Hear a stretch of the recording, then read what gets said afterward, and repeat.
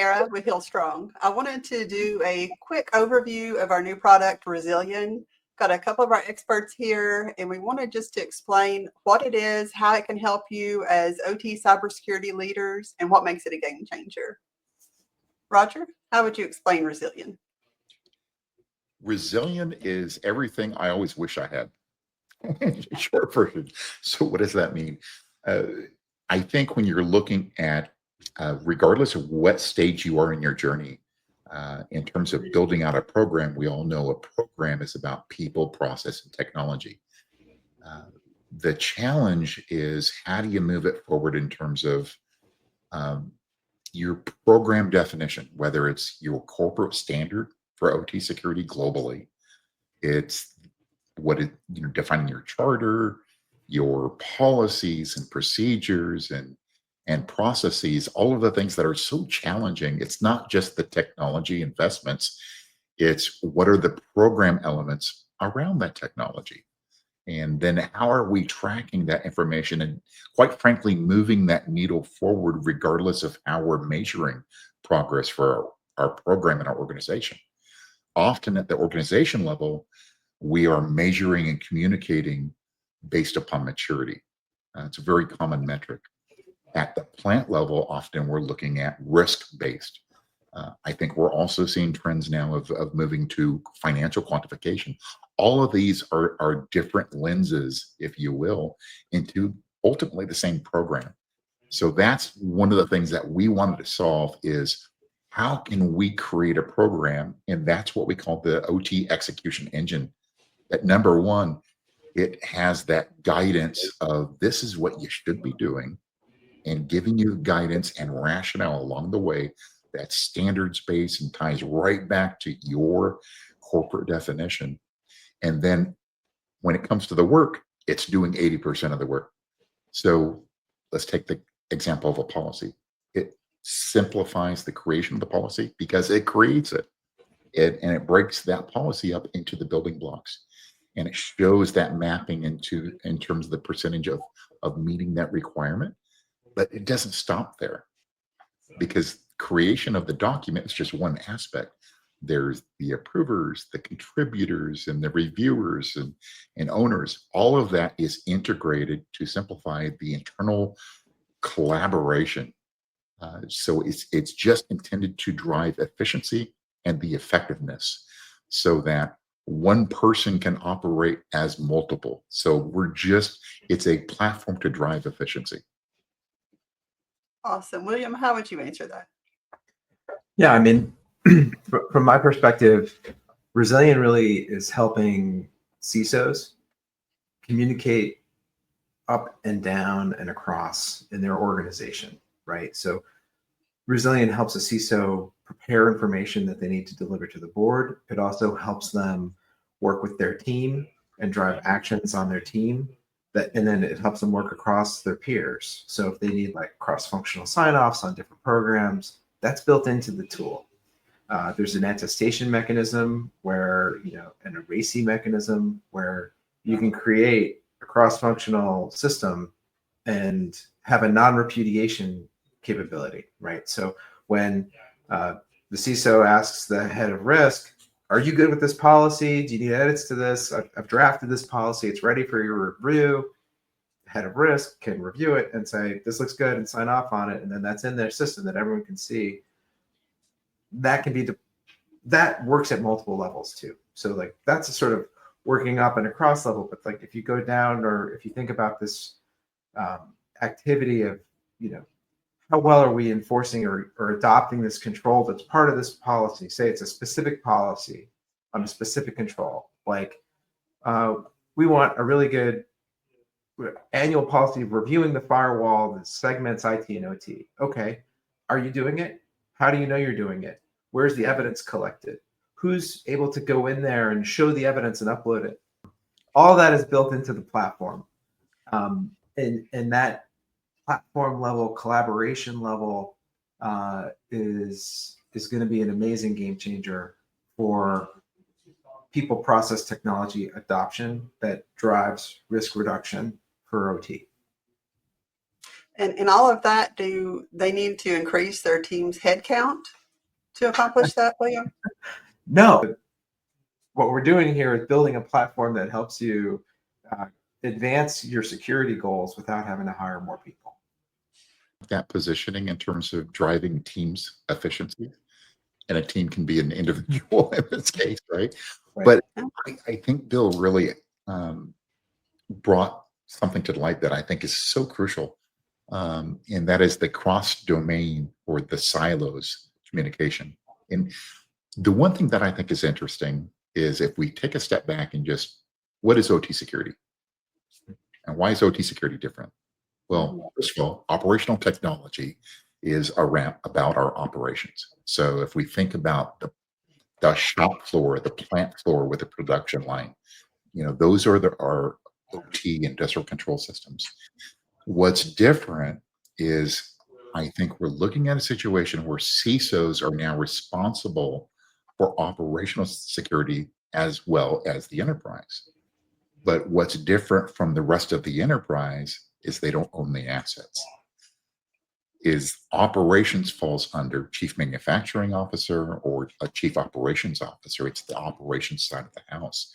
So inherently, we have more challenges for OT security than InfoSec does. And what I mean by that is you have all of these different domains or silos that are COO. You have the CFO that is signing off on some of the initiatives. You have the CISO, all of these different silos. And I think that's one thing that Bill was bringing up that I think is such a powerful point is there's an inherent a bridge, if you will, between these silos that allow these stakeholders to actually be effective and efficient with contextualized information about specific tasks and or metrics. So I think that's a really powerful concept that we haven't seen anything like that before. So it's about driving the right type of business information to make effective business decisions. Well, so Roger, if someone has 5 sites or 200 in a fleet, Resilion could be their answer, right? Certainly, but I would actually expand on that a little bit, Kara. Mhm. And I would say a small manufacturer with a single site can still get value out of this. The reason I say that is the smaller the manufacturer, the greater the need, because they more than likely, they don't have a dedicated OT security person. You have a shared resource. So now they can actually address the risk, the operational risk on the OT side, where before it's not even addressed. So they can punch above their weight. Absolutely, absolutely. Now, as you start to scale up the problem in terms of, a global Fortune 500, Fortune 100 manufacturer, where you have hundreds of sites globally with different geopolitical and regulatory environments, the problem becomes exponential, if you will. So the need actually grows with that scale, if you will. So I think that's what's really unique about what we've created here and why we're so excited about the problem we're solving. We set out to solve a problem that we've been having to solve manually. And it sounds like a CISO would have a much easier time reporting to a board and having the information at hand that they would need to get a business plan in place. Could you speak to that a little, William? Yeah, I mean, so in my prior roles in different organizations, I've seen a lot of CISOs leveraging outputs from different tools and then building something with like BI or Excel, and then creating their own reporting system to share progress. And we're absolutely automating that with our platform. Awesome. Yeah. And what's crucial is that, in a big, I'll just give you a little bit of an analogy. In our historic work, our company at Hillstrong has done a lot of translating sort of OT shop floor language, especially around the constraints in that world with the enterprise IT policies and procedures language. So this is like a core competency of our company. We're good at being a bridge between IT and OT. And I think that's built into the tool, but also built into that in the same way is like the bridge between the board and the sites, so we're really creating something that is going to facilitate presenting up, but also working across it throughout an organization. That's a really great point, Bill. And maybe one thing I would highlight is that question, Kara, is something that we actually have thought deeply about and integrated it as a core capability of the platform. And what do I mean by that? So one of the things that's really interesting when you think about doing a quarterly business review at the board or whatever that CISO is having to do with that reporting metric is, there's always a scramble of putting together some slides. So even if they've been very proactive, to Bill's point, and built out a Power BI system on Excel and all these other Band-Aids and duct tape approaches that exist out there, because there's a lack of solutions in that space, there's still the scramble to put together that information. So we have an executive board briefing that literally generates the reports, so they're not having to scramble. And that's at communicating this information to leadership and the board. But to Bill's point, it's also just having that a day in, day out, at a glance capability of what is my current status across my fleet. Okay. William, would you add anything to an OT cybersecurity leader that's watching about Resilion that could be beneficial to them before we wrap up? One of the things I love about the platform is the site matrix, where you can see different controls on an x-axis and different sites on a y-axis, and a sort of Harvey ball showing how well is this site adopting this control. It's a really great at a glance view. I'm aware of people in the automotive industry who've built things like this just around sort of firewall management, but it's all controls. It's firewall, secure access, training, and it's very cool. And it's an example of the kind of thing that leader can share up and across. When you share it up, you can be like, here's the progress. Here's where we were last year or last month or last quarter, whatever. Here's where we are now. But it's also a way that the sites can see where they are relative to one another across different dimensions. And this can hopefully create a sort of, sense of friendly competition within an organization to be good. Who wants to be the best? Everyone wants to be the best, right? So it's a way of showing where you are relative to your site management peers. Roger, anything else that you would add?